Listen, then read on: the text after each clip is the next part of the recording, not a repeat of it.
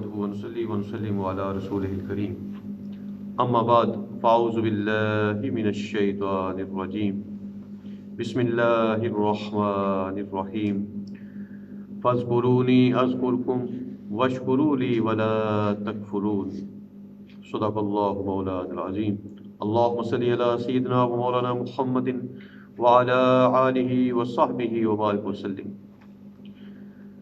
اللہ کے ذکر کی اہمیت و فضیلت قرآن و سنت کی روشنی میں انشاءاللہ سلسلہ وار بیان کریں گے۔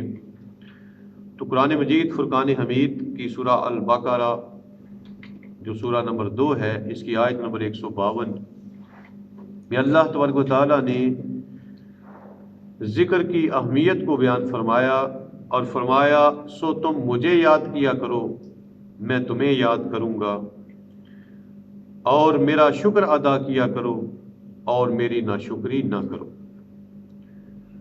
کتنا بڑا انعام ہے اللہ کا ذکر کرنے والے کے لیے کہ وہ اللہ کو یاد کرے تو اللہ اسے یاد کرتا ہے، اللہ اس کا ذکر کرتا ہے، اور حدیث پاک کے مطابق اللہ اس کا فرشتوں میں اور اعلیٰ اور عرفہ مجلسوں میں ذکر کرتا ہے، اور وہ اپنی شان کے لائق ذکر کرتا ہے۔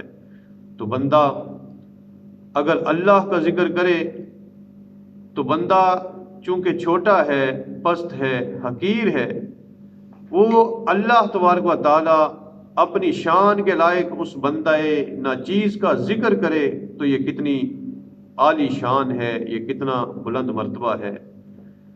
بس اللہ تبارک و تعالیٰ کی یاد یہ بہت بڑا انعام اور بہت بڑی نعمت ہے۔ اللہ تعالیٰ سے دعا ہے اللہ تعالیٰ ہمیں ہمہ وقت اپنا ذکر کرنے اور اپنی یاد میں مگن رہنے کی توفیق عطا فرمائے۔ وما علیہ الا البلاغ، والسلام علیکم ورحمۃ اللہ وبرکاتہ۔